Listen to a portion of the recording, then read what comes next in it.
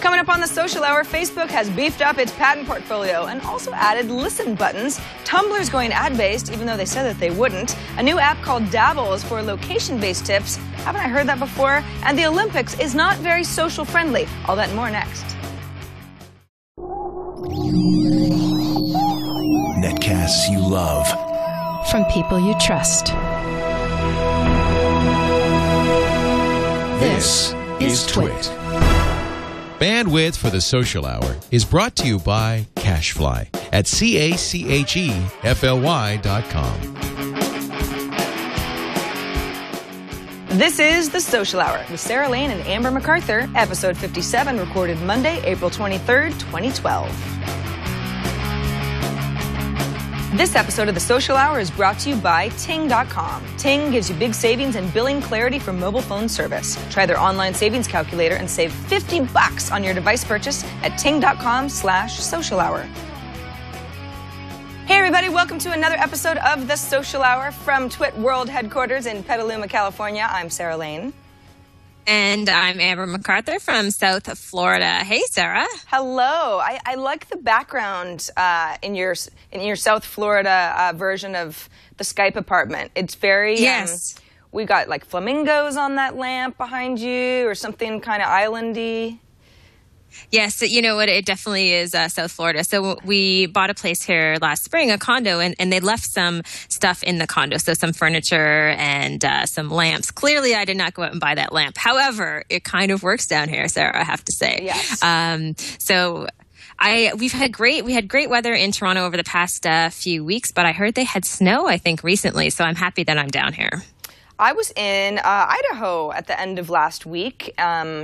And it was, everyone who lives there was like, you're really coming here at a nice time. In April, it's never this warm. But there was definitely snow on the mountains. And I thought, well, you know, it wasn't that warm. So I thought, I guess I got lucky. It could have been a lot colder this time of year. Beautiful. I've never been there. Is it nice? Yes, it is. I had never been to anywhere in Idaho. It was my first time in the state, which is always kind of exciting for me because I like to, you know, eventually have visited all 50 states. And it was great. It's small. Idaho Falls is where I was. I was doing a talk on social media to a group of, mostly women. There were some men in the audience, but it was the National Federation of Press Women who do an annual get-together in Idaho Falls, of all places. And it was really fun. It's a small town, nice people, good food, and I had a really good time. Very cool. How did the talk go? Because I think you were kind of nervous at one point about it, if I remember correctly. I was a little nervous, yeah, because, we spend so much time doing our shows here at TWiT, but it's not that often that I'm actually giving a talk in front of a lot of people. Amber, you're much more used to that than I am, so I thought, well, you know, once I get going, I'm okay, but sometimes I'm just nervous at the very beginning. And it was also like a 3-hour talk. So I thought, gosh, what am I going to talk about for 3 hours? But then I thought, you know, you're overthinking this. You're going to give a presentation on social media, and that's very interactive. So right away I said, you know, just start raising your hand if you've got questions. The room was small enough that people could kind of yell out their questions, and we could just... It sort of drove the conversation organically, so it was easy. It went by like that. Awesome. And you know what, isn't it the best feeling? And I know a lot more people these days are doing public speaking, but it is the best feeling when you're done Yes. your event, and you do have that adrenaline, that kind of buzz, right? Yeah. It was you know, it's a good time. Good time. I see JP2E is in chat. That was Jennifer. She was at the talk. It was really nice to meet her. Hi again. New friends. It's always fun, even in Idaho. So, Amber, let's get right into some of the stories coming down the social wire this week. First story I just added to our lineup this morning because I read it right before I left the house. Microsoft and Facebook announcing a $550 million patent deal. What does that mean for us? Well, Facebook is in their quiet period for just a little longer now. They're expected to IPO May 17th, I think, is the going date at this point. Yahoo is in the middle of using their patents against Facebook, presumably to get quite a bit of money out of Facebook. Yahoo has a big patent portfolio, and Facebook's, by comparison, is pretty small. And obviously, at some point, even if it's a defensive measure, companies need to have patent portfolios that, they can bring to court and have a fighting chance. Whether or not Yahoo's, a lot of people say, it's not very ethical of Yahoo to be going after Facebook just because they're about to go IPO. Yahoo had actually done this with Google some years ago and got some money out of Google right before its IPO. But Microsoft has a lot of patents, a huge patent portfolio, and it turns out that some of those patents that they bought from AOL they are able to license to other companies, and it looks like Facebook's taking advantage of this.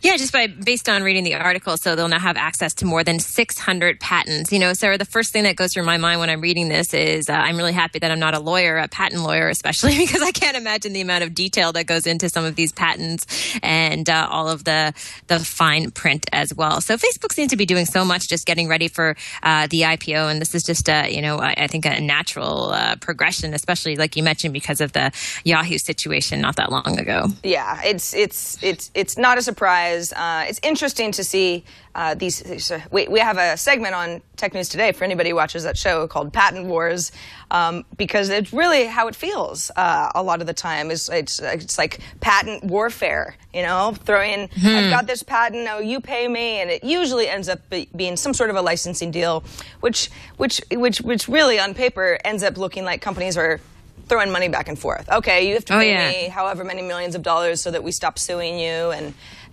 it's keeps companies afloat in many cases, even when it doesn't seem like they're actually innovating a whole lot. But I don't know if you watch the show Shark Tank, but I'm a big fan. It's on Friday nights, and I'm usually home, I'm embarrassed to say. But Scott from Scotty Vest was on a few months ago, and he had this big fight with Mark Cuban about patents, because obviously Scott has a bunch of different patents for his clothing that has, great places to put all your electronics and the wiring and everything. But I urge people to go and dig it up online if you want to hear more about patents from both sides of the equation. Really interesting. I will say kind of a fight that they had.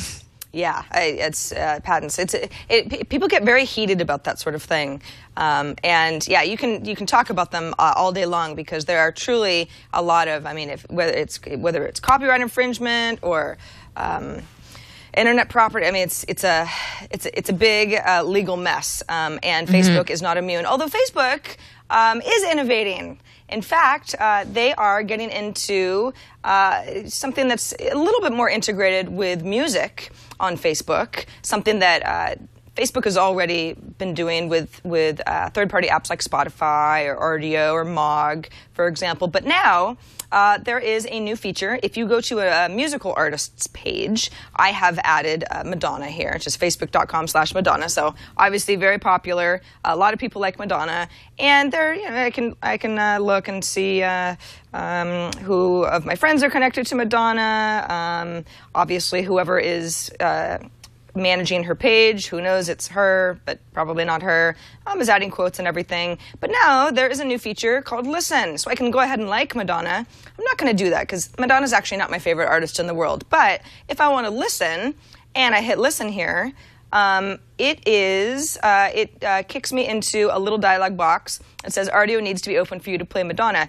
Facebook is smart enough to know that I already have my Rdio app connected to Facebook. However, if I wanted to play in either Mog or Spotify, I could toggle those, which is kind of nice that it's allowing me to choose my app. And then if I say open Rdio, it'll go ahead and open Rdio in another tab. So it's not actually within Facebook, but pretty easy enough. I am a Rdio member, so it'll just go ahead and open my account. If I wasn't an Rdio member, I would be prompted to join. But at this point, Rdio opens, and then Madonna starts playing. I can't choose exactly what Madonna song is going to start playing. This looks like Everybody, the remix album version. So somewhat random. It's not Madonna's new album, which is what I would have thought it would be. But it is a nice, easy way if you're unfamiliar with an artist, or maybe you haven't heard their music in a while or something, and you come across their page on Facebook, to quickly listen to some of their greatest hits. I really like this. I mean, it reminds me obviously of the old school days at MySpace. I wonder if this is kind of the final nail in the MySpace coffin, right? You know, if I had to think of one reason you would ever want to continue to go to MySpace, I would think it would be for music, because there still are a lot of artists that are going there. But I think this will really mix things up. Interesting in this TechCrunch article, Sarah, when they mention how some third-party developers aren't that happy about this, because if they do make music streaming apps within the Facebook environment, they may not be at the top of the list. You know, like you said, it may kind of default or push you towards one of the bigger apps like Rdio. Yeah, in fact, the TechCrunch article mentions a few apps. One of them is called Bandpage, and I am not a Bandpage user, but from what I can tell here by looking at it, it is the way that, it would be an app that I would use to get a little bit more out of an artist page. The problem with third-party apps, though, is because of the way that Facebook has been redesigned, apps are kind of hidden, which makes the whole experience seem a lot cleaner. But if you are an app that provides some sort of streaming music service on top of the Facebook platform, and I have to click into an apps tab to get there, and Facebook just has a nice listen tab right on the front, I'm not very inclined to use Bandpage unless I thought the experience was just a lot better. But as far as people just discovering third-party apps, Facebook is clearly directly competing with them. I would be kind of, my feathers would be a little bit ruffled if I was running the Bandpage app. I think it's neat, too, though, when they talk about how this could be used for other things, like a TV show or a movie where you could just click, for instance, watch instead of listen. And just that idea that Facebook is continuously evolving and, thinking of new ways, clearly, to attract advertisers, musicians, whatever it might be. So I think this, like some Facebook changes I don't necessarily love, but I think this makes perfect sense for the platform. Yeah, I think so too. And you can't help but make comparisons to MySpace, because MySpace on the music side is one of the things I think people can agree they have done well, as Facebook pretty much crushed them in all other social arenas. But Facebook is... they have amazing retention numbers as far as the amount of time that people spend on Facebook.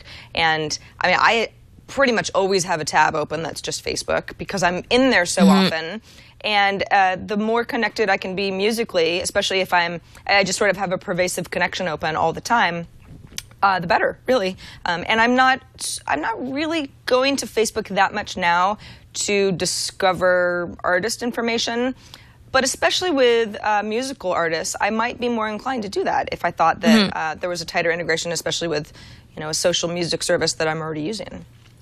Yeah, I totally agree. I mean, the one question, though, about Facebook, so I don't want to sidetrack us too much, is the issue with commenting. And I imagine that a lot of artists are going to have this, too. I just feel as though, at least with the subscription button on Facebook, my comments, I know friends and family, they don't necessarily want to comment on anything that I post anymore, because the comments many of them just don't make sense. Yeah. So they're very spam-like. So I hope that Facebook maybe devotes some time and effort there. I don't know what can be done, but I can imagine, in the context of artists, that if you're an artist and you put up a page and there's just so many people kind of coming there, that the comments get out of control pretty quickly there. Well, I know on profile pages, so that's different, obviously, than an artist page. On my profile page, and I have the same problem that you do, Amber, where it's like a lot of nonsensical. Some is spam and some is just lost in translation somehow, but it certainly isn't adding to the conversation in a comment thread. You can dial down your settings so that only friends can comment, or friends of friends, which definitely takes it down a notch from public. What I have found, though, is, and that definitely cleans up comments. You'll just see a lot fewer of them. But then I get a lot more people who are trying to add me as a friend because they're seeing a dialogue box that says you're not this person's friend in order to comment, type of thing. And that's, I've for years now really tried to get away from friending strangers on Facebook. It just does not work for my experience. So it's a bit of a double-edged sword there. Yeah, it's not ideal. All right, Sarah, so we have some more news about Instagram. Is this sort of a positive and a negative Instagram investment story? Yeah, it is. So a little bit of background. So just in case you haven't been around for the last 2 weeks, Instagram was bought by Facebook for $1 billion. Now, that is a huge acquisition.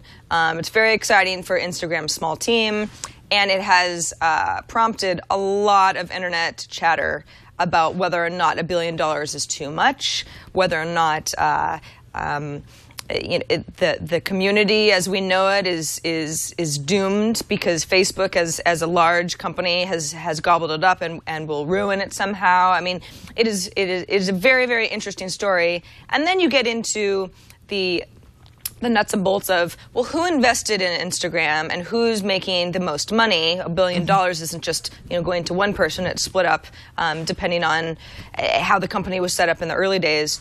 And the New York Times, among others, but this one in particular, had an article, I think it was last week, that the title was "How Andreessen Horowitz Bunted on an Instagram Investment." What's interesting too, and this is totally random, is it originally wasn't bunted, it was fumbled. And I suspect that they changed the word fumbled to bunted because it's baseball season rather than football season right now, which is really random. But that article used to say fumbled, and they changed their verb. So that's just what happened. Hilarious. So, and the article goes on to explain, Andreessen Horowitz, by the way, is a venture capital firm. They're in the business of giving small companies who have great ideas but need money so that they can realize their dreams. And when they sell to companies like Facebook, then companies like Andreessen Horowitz, who have a percentage of the company, end up, hopefully, if all goes well, making huge returns on their investment. So that's who that is. And the story goes on to explain that Andreessen Horowitz had invested in Instagram when it was still Bourbon, which was it was sort of their first company idea before they had pivoted into a photo sharing service. But then they had also invested in an app, a company called Pick Please, which a lot of people in the Android community knew of because Instagram wasn't available for Android, although it worked on iOS as well. And they were competitors. So, and it's, it gets into kind of a complicated money back and forth situation. But it came down to the fact that Andreessen Horowitz said, well, we had invested a small amount of money into Bourbon, and we've invested a certain amount of money into Pick Please. And now that you're Instagram, we can't give you any more money because you guys are kind of competitors, and it just doesn't. We don't feel right about that. And so a lot of people said, boy, even though these guys made close to $100 million on a $250,000 investment, they really should have given them more money. They'd be so much richer now. Ben Horowitz of Andreessen Horowitz, on his personal blog, bhorowitz.com, wrote a really interesting, this is, talk about inside baseball. This is the sort of stuff that I struggle sometimes to understand all the complexities of how venture capital works. Amber, I don't know how much you follow this sort of stuff, but, it can be very complicated. And him saying, listen, we have very clear reasons for why we don't think it's right to give two competitors, same amount of money, because we wouldn't want them to be. It's sort of just it creates bad blood because you'd be sort of betting on one of them to fail, and that's not really the point of, I guess, how good investors are supposed to approach things. Did you read his blog? Yeah, I'm just looking at it right now. I read it before we started as well. And I think it's great that he actually posted, a pretty lengthy blog post on this topic. And it really goes to show you where a blog becomes particularly helpful, especially if you're someone like him, in the sense that many people have their feedback and comments about this exact issue and things that they want to say. But in terms of trying to set the record straight for yourself, I feel like he does a pretty good job of that. I do too. And it's really nice to have somebody not only setting the record straight, but being really candid about it. These are the sorts of deals that often we're all reading articles and speculating on what happened because you don't really know. So it's a very interesting read. We will have it in our show notes if you're interested in knowing more about the Instagram story, if you're not following along that closely. But it's sort of the story that won't end. People, I think, are still shocked by that price tag. The $1 billion just... It's hard ridiculous, for people to get past. And hey, these a lot of people made a lot of money off of this, that the Instagram founders included, which I really think is well deserved. It's a great app, great small team. They kind of had a ragtag crew and put something together that has totally changed the way that people share photos. So yeah. I mean, I think I totally agree. I mean, the app is fantastic. They've done such a great job. I still cannot believe the $1 billion price tag, though. And I honestly, just as both of us have watched tech trends over the years, I can't envision that, Instagram is going to have sort of a long-term strategy in the sense that they'll be around, we'll be talking about them a few years down the road. I just don't see it. And then from that perspective, I think $1 billion, it's just, it's hard to just fathom that amount of money. So it's so inflated. I think the big thing for me when this all happened was I cannot forget the one line I read that Instagram is now worth more than the New York Times. And that just seems shockingly wrong in some ways. Yeah, yes. Or very indicative of the times and changing and what we consider valuable property these days. So yes, that is the never-ending Instagram saga. Now it's personal. So again, we'll have those links in our show notes if you want to brush up on your VC knowledge and learn a little bit more about what goes on deals with these apps and the money that gets exchanged. Quick reminder to anybody who might not be watching us live: we record the show on Mondays, 2 p.m. Eastern, 11 a.m. Pacific. Our website is twit.tv/TSH. So if you ever miss any of our shows or you want to go back and reread something or find those show notes that I'm always talking about, you just go to twit.tv/TSH. You see all of our episodes. If you click into an episode page, we've got embedded video right there for you. So you can just, that's me and Ayaz last week when Amber was taking the week off. It was a fun show. It's not often, Amber, that I have somebody actually sitting next to me on the social hour. It was distracting, isn't it, Sarah? Yeah, it was kind of odd. Even when Leo and I sit on the same set when we do iPad Today, but I'm usually in the other chair. So the whole thing was a bizarro world, but it was a lot of fun. But that's our website, and we also have handy dandy subscription links over on the left-hand side, right under my and Amber's photo there. Illustrated photo, and that's how you can subscribe to the show. You guys know what I'm talking about, but I always feel like it's worth repeating in case we've got new viewers or listeners. Audio feeds and video feeds too. So maybe you can't watch the show, but if you can listen, we try to make that as easy for you as possible. Okay, we've got some news, we've got some tips, we've got some an app spotlight, but first, let's take a moment to thank Ting for sponsoring this episode of The Social Hour. And before I even get into why Ting is cool, Amber, you actually have a phone using a Ting account as of today. Yeah, so I'm down in Florida, and as anyone knows, if you're Canadian or from somewhere outside the U.S., roaming charges can be absolutely astronomical. So what I did before I left is I have a phone. It's a Motorola Photon, so an Android phone. I signed up for the Ting service. I just activated it today, and it's fantastic. I mean, the thing that I like the most about it is going onto the Ting site. Once you sign up for the service, you actually get to choose your plan.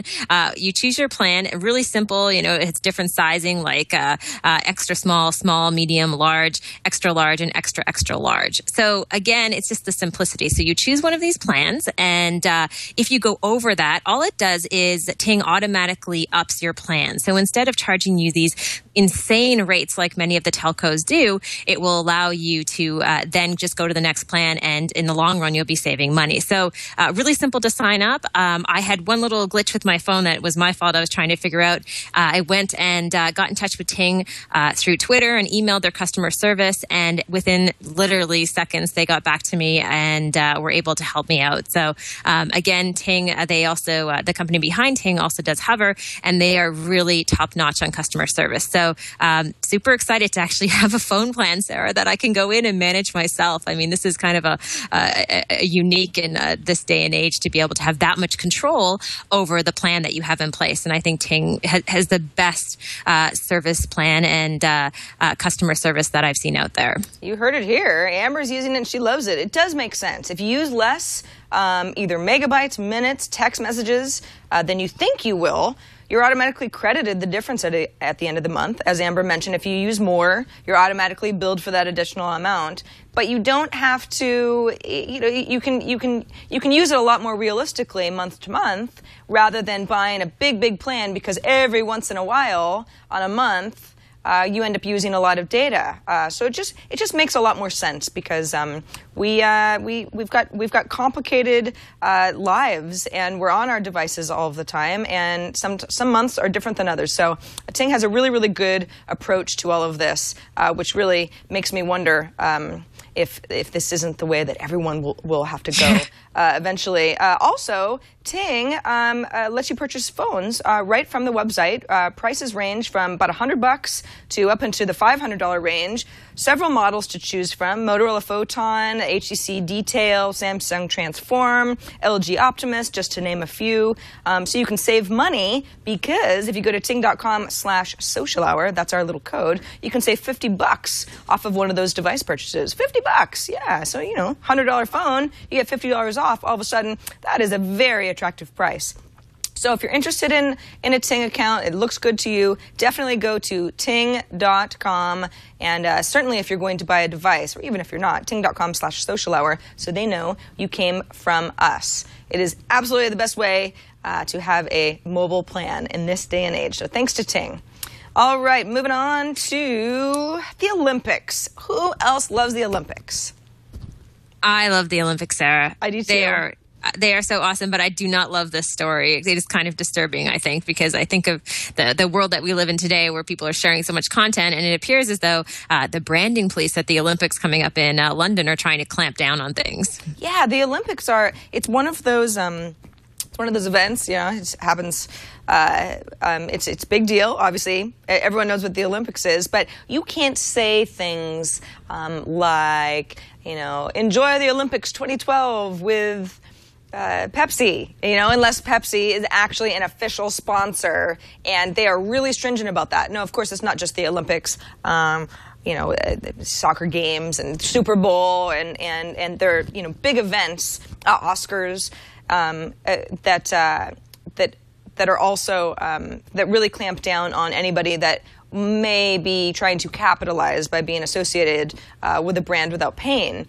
However, because social media is out there, and certainly in 2012 more than it was the last time the Olympics came around, it starts to get into some gray areas. Because what if I buy a ticket, I'm watching the floor routine at, watching the American team in gymnastics, and I take some video and I upload it to my Facebook page. Well, I can't really do that. But am I going to be found out by these branding police?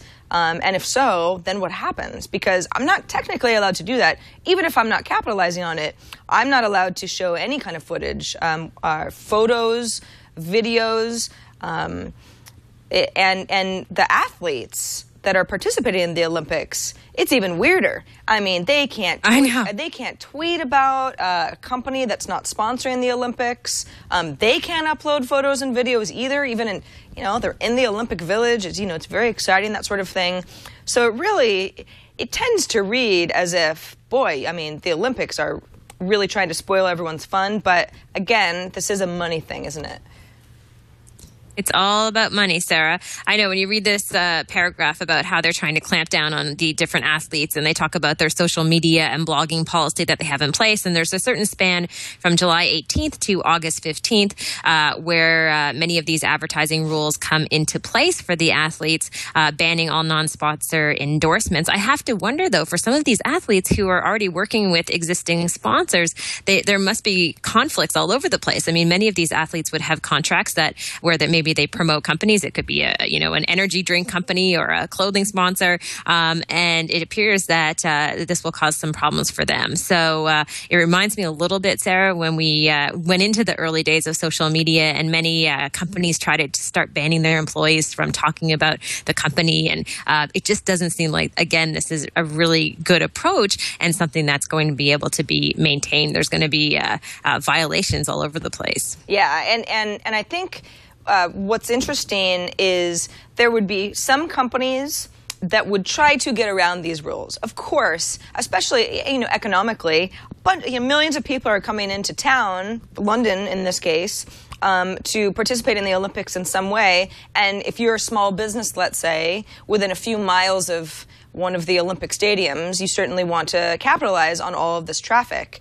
But you have to be careful about how you do that in order to not be fined or get in trouble. I mean, it's a criminal offense. There are laws that have actually been written on top of British law in order to cover the Olympics in this way. But then there is also the chance that a company is in no way trying to sort of game the system, and that's where I don't really like the story, because I think please, it's the Olympics, right? And it's a little bit silly, I guess, to think that there's actually a branding police going in and making sure that logos are removed from bathrooms, and nice citizens who are just excited about that gymnastics floor routine, or not posting photos to the Facebook accounts, or I guess if I did, I would just have to make sure it was to some sort of closed list, where I knew that nobody would tell on me or something.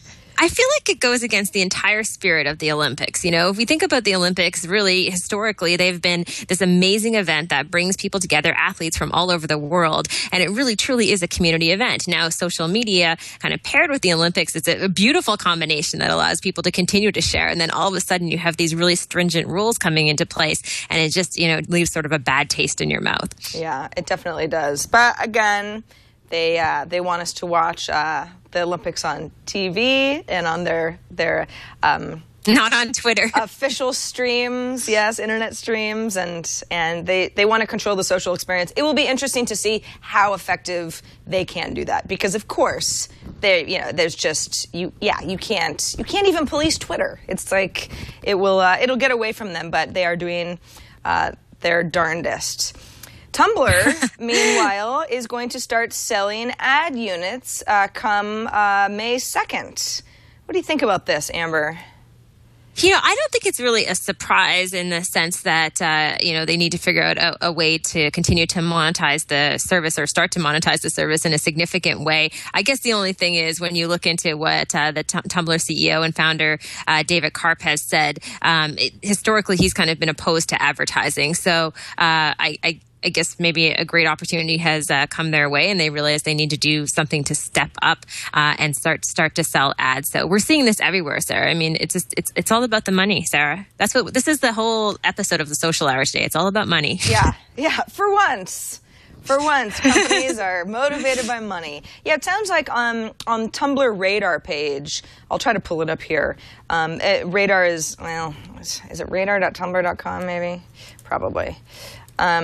This is one of the pages that Tumblr has put together.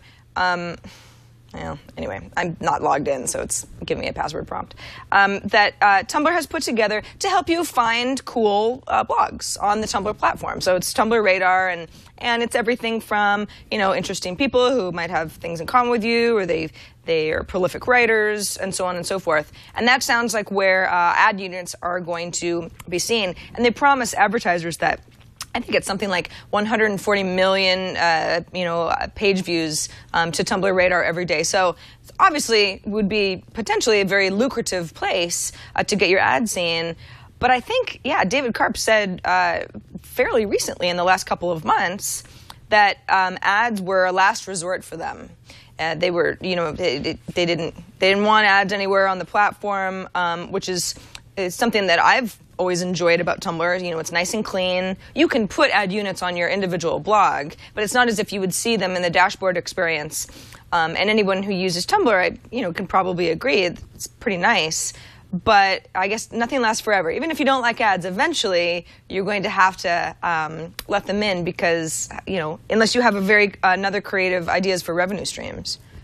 Yeah, I mean, I think we've seen Facebook kind of open the floodgates here, right? So they've made it okay to advertise against everything that you like and now potentially listen to. And so I think other companies are probably feeling pressure to kind of step up, but they see the kind of money that Facebook has or the potential they have to make even more money in the future. And, if you look at this article and Karp mentions that on one day only, they had 122,302 users sign up on Tumblr. I mean, just an amazing opportunity for advertising. Will it turn off the community on Tumblr? Probably. It's probably going to turn some people off, just like advertising does in general, or anytime anyone had, there's a perceived kind of sellout. But I'm sure people will still stick around, and hopefully they do a great job of integrating the ads, and it's not too kind of intrusive to the experience on Tumblr. Yes, very much agreed. We will have to see. Again, May 2nd, it's coming right up. Foursquare, this article, it got my attention because the headline read, Foursquare goes Hollywood, gets an agent. And my initial reaction was, so weird. How does Foursquare have an agent? It's a company, and it's a mobile app, really, at that. But it sounds like it's not that bad of an idea, because Foursquare could be really huge in sort of the Hollywood community and having a little bit more crossover with television shows, let's say, or certain Hollywood type events where you would check in on Foursquare and get some sort of a prize. Foursquare works with a lot of brands as well. That's certainly how they've got money coming in. So I guess when you want to go big time down in Tinseltown, you sign with an agency. Yeah, I guess I don't get the part, when you're reading this article and it talks about how Foursquare, they're also interested in the social television play. And I think of Foursquare and I think of it as being so location oriented. And are they trying to compete with services out there like GetGlue that does a great job, I think, with entertainment type content? Mm-hmm. So that piece of it to me seems a little bizarre. I get trying to, capture the Los Angeles audience and try to get maybe celebrities and musicians and artists who are there to start using Foursquare. But the social TV part of it, I'm not sure I quite get, Sarah. What about you? Well, Foursquare is one of those companies that seems to have done a lot of experimenting, and they're pretty good at introducing a feature, and if it's not widely adopted or somehow somewhat complicated or doesn't seem to be working, they're kind of good about just getting rid of it without there being a big confusion or to-do, because Foursquare is a really, really popular service. It's a very popular app, millions of users, and they've got Foursquare, it's actually called Radar as well. Their Radar feature, for example, is this feature where if you turn it on, you can get push notifications from Foursquare to tell you, oh, you're walking down the street, you're near this cool coffee shop that some of your friends have enjoyed. You might want to get a latte, that sort of thing. So it's based on where people you've connected to have been, tips that they've left, specials that might be nearby, that sort of thing. But it's the sort of feature that a lot of people don't even know about, because Foursquare feels like they still have a little bit more work to do. I know this because I was listening to a talk that Dennis Crowley gave recently about this particular feature. But it doesn't really change the experience for anybody else. I know it's there, but if you didn't know it was there, it's not as if somehow your Foursquare experience is diminished. So it seems like they are working on just a lot of different angles behind the scenes. It's not just a check-in service anymore. It's a place to get recommendations about restaurants and shops, and to find out what's cool nearby you, type of a thing. So if they're going to get into more of a television / I guess Hollywood space, I can see that working. If I was somebody like GetGlue, I would be a little perturbed about the idea. It's just because Foursquare kind of has that brand recognition that none of these other apps really have, because it was one of the first. Yeah, I mean, I think that they do have to evolve too, Sarah. I mean, one thing I noticed, and I don't know if our listeners feel the same way, but anytime I mention Foursquare to someone who does not know about Foursquare, and I explain the concept of the check-in, right? I feel like people understand the Facebook updates, they understand Twitter, they understand many of the social networking tools, but when I say you're going to check in at a location, most people's reaction is worse than anything I've ever heard about any social network in terms of why would I want to do that and what would be the benefits. I mean, clearly we get it, but I think that you're right, that simplicity of Foursquare of just kind of checking in and telling people, that's just not going to fly with everyone. They need more than that, right? Yeah. They need more. Yes. Well, Foursquare, we hope you enjoy your new agency. It's UTA, by the way. That's United Talent. Is that right? Anyway, it's a big agency, so they're definitely big time now. Let's move on to our social tip of the week. All right. So this is a really simple social tip and something you may want to do if you don't like the way that some of your posts show up on Facebook and your images show up on Facebook.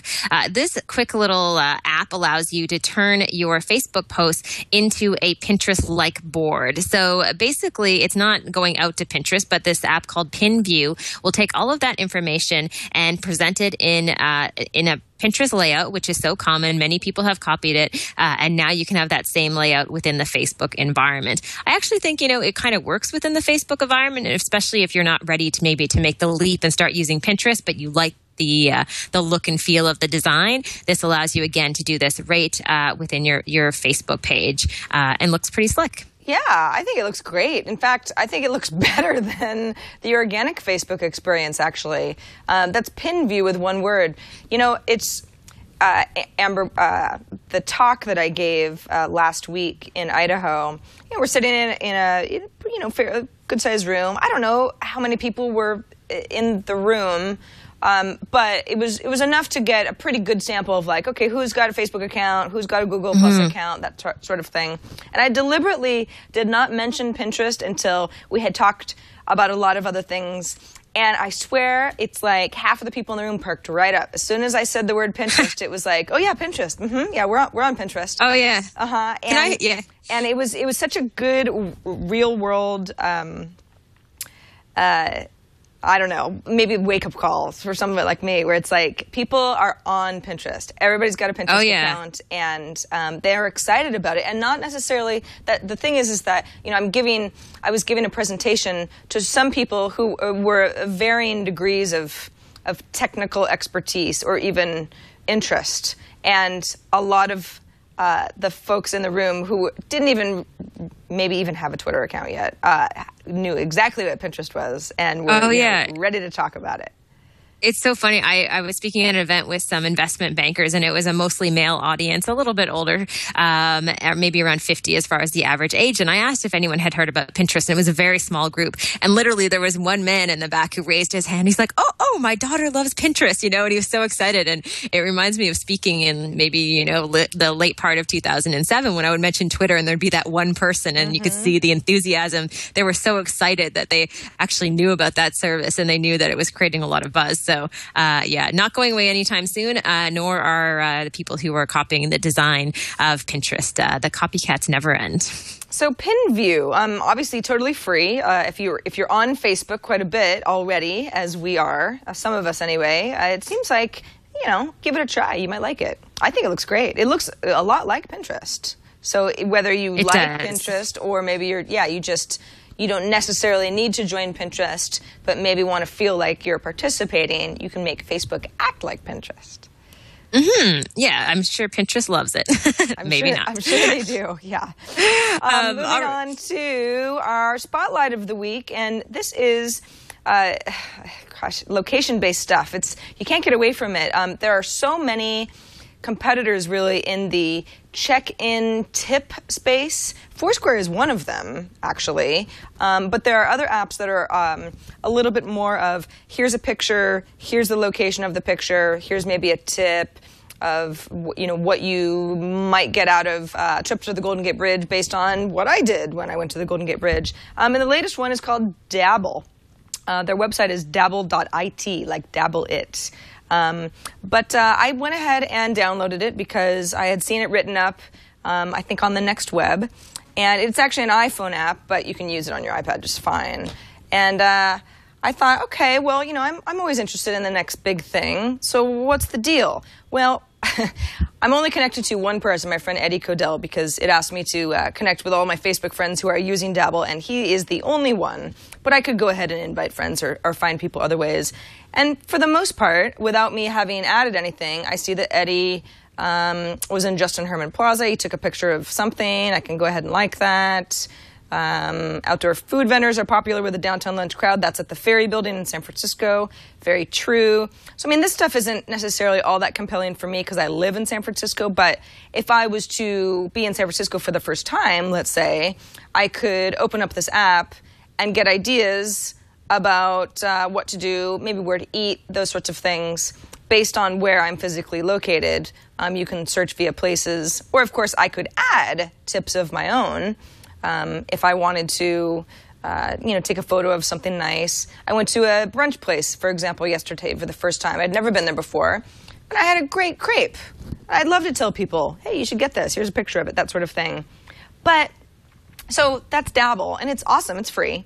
And, yeah, they've got a nice little tutorial video on their website that gives you a good sense of how it works. But, Amber, I mean, I don't even know... I just don't know if it's enough because I feel like this is all very familiar. Mm-hmm. I was just thinking the same thing. Yeah. It's just it's a very common thing for an app to want to own the space. But if they keep making them, then it's going to keep diluting the space. Yeah, I mean, it reminds me a little bit of Path. Maybe it's just the design, some parts of the design of it. I mean, not entirely, but yeah, there are tons of services like this out there. And I don't know. I mean, it seems like you have to kind of do something a little bit different to kind of catch on. I mean, we've seen that with many other apps in the past that you have to have a catch. Like look at Instagram, right? You know, the thing was the cool filters and they were free and it made it really simple. And that was kind of a new thing. I mean, I think they opened up that whole category of filters and spawned many apps that did the same thing. But you're right. I don't know if this is different enough. Yeah, and sometimes companies like this, if I spend a lot of time and effort providing them data which makes their network better, it's like I almost want some sort of I know that they can't give me a guarantee that they'll be wildly successful, but I had this issue with Oink, which is the app that Milk put together before they decided to shut down, and then some of the Milk team went to work at Google. And the problem with Oink, and they allowed you to export all of your data. So, all the pictures that I had put into Oink and the reviews associated with them, I could get back. But, I mean, I spent a lot of time reviewing pretty much everything I ever bought as far as food goes. And, because I wanted the community to grow and their database to grow. And it was really disappointing to me when that went away. And to this day, it's like... I'll be, at the crepe place, and I'll be like, Oink would have been perfect because it was specifically targeted to, rate something. And so when I see companies like this, I go, great, but how long are you going to be around? Because I just don't want to. It's hard to put a lot of effort into something that's not going to be around for very long because there are too many of them. Yeah, I totally agree. Is there a story in terms of why Oink? I mean, I think I read some articles, but nothing specific about why they kind of went away. I guess it's because the team totally moved to Google and they had to shut it down. Is that part of it? I wish I knew. I still don't exactly know why. I don't really know what came first, I guess, as far as that Milk deal. It seems like... Oink was a good product. I know that they didn't have the user engagement that they wanted, but I just don't know. Yeah. I don't know the reason, but I know that Kevin Rose, Daniel Burka, and a couple other people, I think there were 4 of them, are now working at Google full time. I still don't even know what they're working on. I figure when I'm not going to dig like some sort of investigative reporter. It's like you guys, dig. That was actually I didn't do that on purpose. It just happened. No pun intended. But I figure once they go public with whatever they're working on, we'll make Kevin come back on the social hour and tell us all about it. And we'll ask him about Oink then, Sarah. That's right. We will. We'll get the full story. We'll say what really happened. Watch out. Who hates who? All right, let's move on to some of our viewer feedback. Quick reminder that you can call us, 2626 SOCIAL. That's our Google Voice number. Just type out social in number form. I don't actually know it by heart, but that's 2626social. The social hour at twit.tv is how you can email us, or you can always send us a tweet and hashtag it social hour. We'll try our best to make sure that we're filtering tweets to bring more tweets into our conversation each week. But let's start with a voicemail from somebody who isn't really sure that Yelp is enough of a democracy. Hey, Amber and Sarah. I've been a fan of Yelp for many years, and I just recently noticed that they started filtering results, and it seems kind of skewed towards the merchants, and I just don't really see how that's really beneficial to us consumers, and I wanted to get your take on this. I was kind of concerned that looking at a couple of the things that I placed reviews on, they seem to be skewed more towards the merchant, and just hoping to get your take. Thanks. Well, I think, Sarah, to continue with the theme of the show, it is possible maybe that it's all about money. Who knows? But I haven't heard anything about this, to be honest with you, in terms of the way that they're, putting out information and prioritizing it. But I mean, that's not a good thing, especially if a user feels that way about Yelp, because so many people depend on it for really honest, authentic reviews. I will say I've noticed this a little bit about some other services that are in the review business, is that it seems as though I just feel like they've lost their authenticity a little bit. Maybe they're just too popular, and then all the businesses are on board, and it just loses that really organic kind of community feel to it. I use Yelp constantly. There's a couple people in chat saying, I don't use Yelp. Who uses Yelp? I do. Absolutely. Then again, Yelp works really well, I think, for someone like me who lives in a place that has a very concentrated, large amount of not just restaurants, because you can rate, and doctors' offices and auto dealerships and that sort of thing. But the reason that I use it is for restaurants and cafes and things like that. But and I like to go new places and try out new things, and I don't want to spend time at a cafe that has the average of 1 star on Yelp, because it's probably horrible. So I really actually use Yelp constantly. And I think what our caller is concerned with is if he writes a review on Yelp, there's 1,992 reviews for Absinthe, which is it's like a bar and restaurant that's near my house. It's great. So I'm a pretty big fan of it. It's got a 4-star average, which is very good.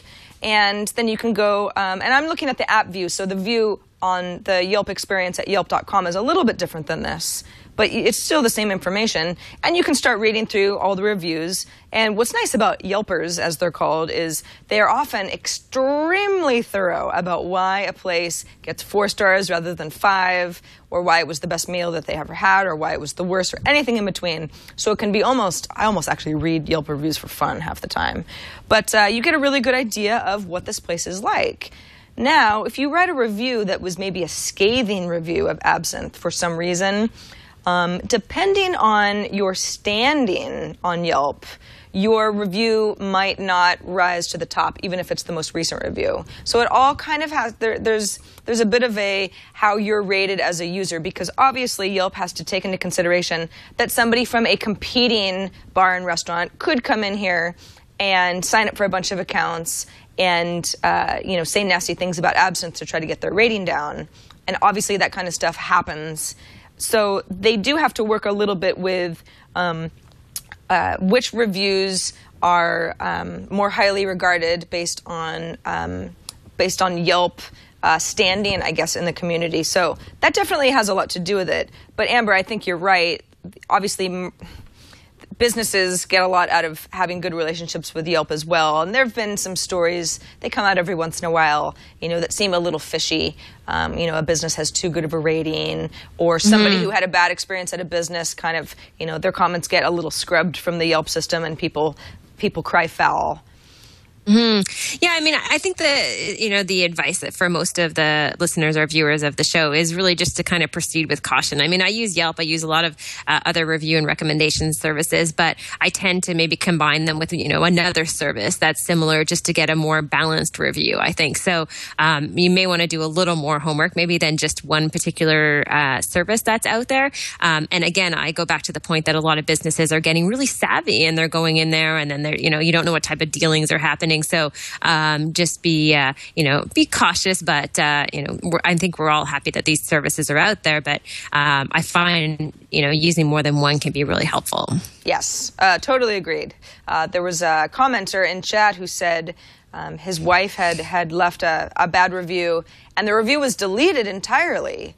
So she went on and decided to write the same review on her personal blog. It now has a high placement in a Google search related to Yelp. So, you gotta make sure that your voice is heard. If that's the whole point of services like this is it's not only for good reviews, but it's for bad reviews. In fact, the only 2 times, I'm a Yelp user, but I don't write a lot of reviews. But the 2 times that I went ahead and, logged in and wrote a review were because I was so upset after particularly nasty experiences. One was actually at an auto dealership. I don't remember the other one now. Because I was like, I've got to tell my story. I am mad as hell, and everyone's going to know about it. I haven't gone in to see if they've deleted my review or not. Good for you, Sarah. Yeah. We got another voicemail from Kyle who wants to know more about a service called Shopkick. Hey, Sarah and Amber. This is Kyle from Arkansas. I was just wanting to know what y'all thought of the Shopkick app, where you can walk into a retail store and get points to spend later, and you can even scan items to get points. I'd love to hear your feedback. Thanks. So, Amber, this looks really interesting. Go ahead. Oh, I should say I haven't actually used it. I've never heard of it before now, but I so far it looks kind of cool. I think, Sarah, the only question I would ask is just based on your feedback about making sure things don't go away when newer apps are launched. It sounds like a neat idea, and if you're going to spend a lot of time getting those points, hopefully Shopkick is around for the long run. Yeah, I have heard Shopkick. The name was sort of familiar to me when Kyle brought it up, but I hadn't downloaded it either. I went ahead and downloaded it before the show, and it seems pretty cool. Based on where I am right now, obviously I'm in Petaluma. We've got a Kmart that's pretty close by, and for example, I could scan Orbit Peppermint Gum with my camera app, if I was indeed at the store, and I had the barcode right in front of me, and it gives you a little bit of a tutorial on how to properly scan barcodes. And if I do that, even if I don't buy the gum, I guess I get points, credits within the app that I guess eventually, if I get enough credits, I get something for free. I mean, I guess that's the way that it would work, or else you wouldn't care about amassing or kicks, I think is what their monetary system is called.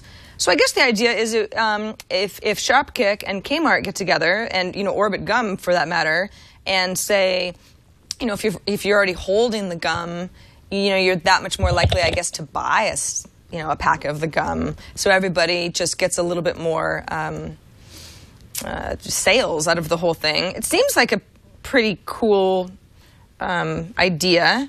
But, yeah, I don't know. I don't really have a problem with it. I guess you just have to be somebody who doesn't mind having your mobile device, whether, it's a phone or a tablet even, in a store, scanning things and taking pictures of things and that sort of thing. Yeah, I mean, it seems like a lot of companies are using it so far. Target, Macy's, Best Buy, Crate & Barrel, Old Navy, and the list goes on and on. The scanning stuff and you get points, I feel like that is just opening up a whole opportunity for someone to kind of game the system.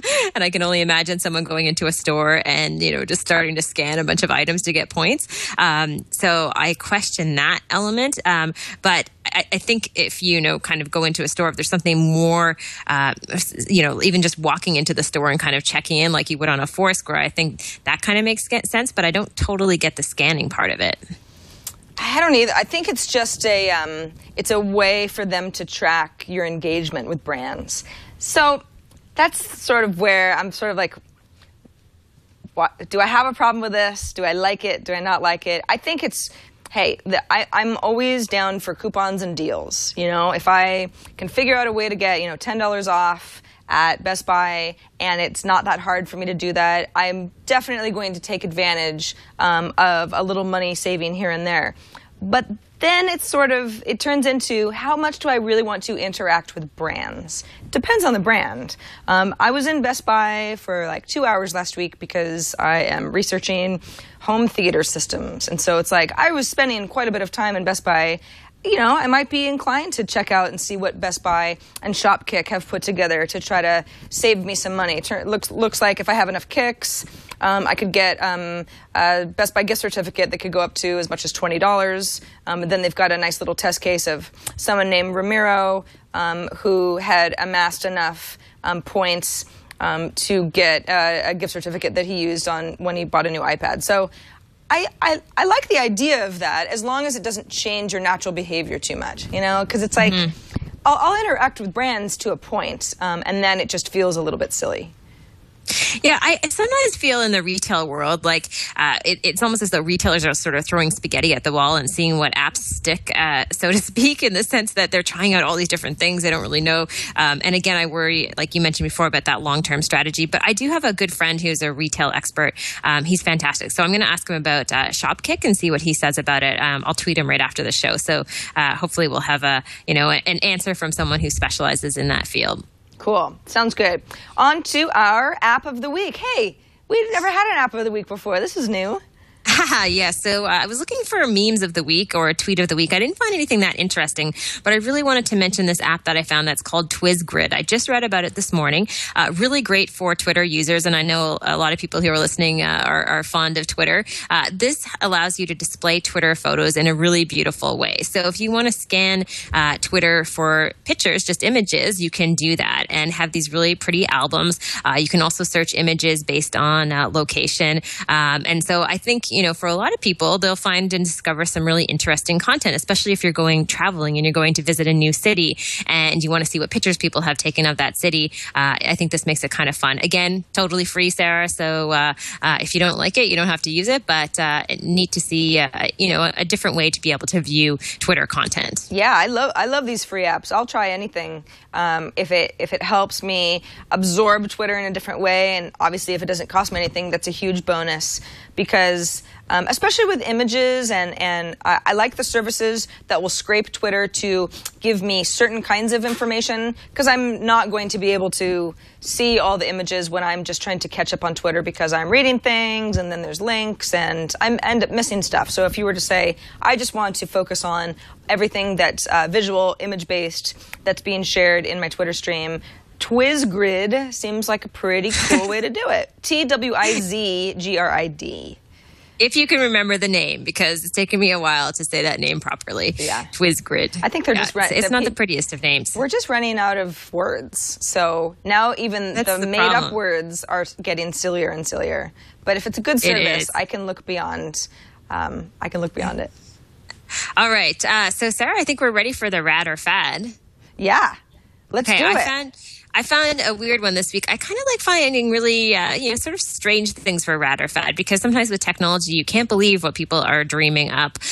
This latest one, the headline just kind of struck me as I was browsing the web earlier today. This is a not new product that you can get right now, but it's being researched and developed. It's called a pair of diet goggles. And this is a project that's being done at the University of Tokyo, where they are developing goggles that will make your food appear bigger, because they're saying basically when you see a donut, if the donut looks really, really large, you're less inclined to actually eat that donut. Now, my question is, are you going to wear these goggles around everywhere, or how does this work? I have many, many questions, Sarah. Well, yeah. Okay. So if I want to eat a donut, the idea is if it's a little donut, I'll just eat it because I think, oh, it's just a tiny little thing. And if it's like a big monster donut, then either I'll say, too much, too many calories, or maybe I'll only eat half or something. But it's not going to change the way it feels in my hand, right? I mean, are we so visually focused that it would? Gosh, I don't know. This whole thing, this is just weird. It is really weird. I do not think this is so rad because I just can't see the long-term success of this, to be honest with you. The goggles, for our listeners, they're not really that attractive. I'm sure they could make them more appealing, but are you really going to wear what many are probably going to call fat goggles? Because let's be honest, diet goggles just may not stick, and they may want to sort of make fun of these goggles a little bit more. I think it's got to be a bit of a fad, especially, Sarah, this is a very key point. If you read the article, especially because the goggles are not yet able to identify weird-shaped food like bananas. So they're not perfect, Sarah. Oh, gosh. Yeah, this is, I cannot imagine this catching on. This seems very, very, very fad to me. It kind of reminds me of when you set the clocks 5 minutes ahead of what the actual time is in your house because you don't want to be late, which I do because I'm always late. But I know that I did that. I remember that I did that. So when it says it's 10:40, I say, well, it's really only 10:35. So it's like I'm not really tricking myself. I'm supposed to be tricking myself, but it's, psychologically that only works so much. If I'm wearing my fat goggles or my diet goggles, whatever they end up being called, and I'm holding a piece of food that looks huge, I'm going to know it's not really that big, or I'll kind of, do one of these things. So it's like, I don't see this helping anybody. I think it's just sort of technology for technology's sake. It's just weird. I will say I played around with this app a while ago on App Central, a TV show that I do, and it's called Lose It. And it's a really cool app if you're looking to kind of manage your weight and manage calories coming in and calories going out and your exercise as well. Sarah, as we all know, there really isn't a fast and easy way to lose weight. You should just have to exercise, eat well, and potentially eat less. But so Lose It is a free app that I think has some good stuff built into it if you're trying to manage your health and fitness and weight a little bit better. Maybe you don't need the diet goggles. Yeah, maybe not. But that was very good fitness and nutrition tips from Amber MacArthur. Thank you very much. We should all be eating a little bit better and moving around a little bit more. Myself included. I just need to stop eating pizza every night, pretty much. That's not going to get me anywhere. It's so good, though, Sarah. It's so good. I know. The taste wins too often. Mm-hmm. But that actually comes to the end of our hour. In fact, I think we're over just a tiny bit. So thanks to everybody who stuck with us. We're at the social hour plus a few minutes here and there. But this was a really fun show. And Amber, I'm glad that you are enjoying the sun and feeling healthy down in Florida because you look tan and I am jealous. Yes, it's been awesome. I'll be here actually next week as well, and then I'll be back in Toronto. So, Sarah, I will make sure we get a good guest for next week, unless the lady you mentioned before works out. So it should be a good show next week. Okay, awesome. So thanks to everybody for joining us on the Social Hour. Remember that we are live Mondays, 2 p.m. Eastern, 11 a.m. Pacific. Join us live if you can. But if you can't, don't worry. You can never miss a show. twit.tv/TSH is where all of our episodes live, all of our show archives, all of our show notes, everything that we talk about is there, along with handy subscription links so that you can get our show delivered to you without even thinking about it each week. Thanks to everybody for watching. Until next week, I'm Sarah Lane. And I'm Amber MacArthur. We'll see you soon. Bye, guys.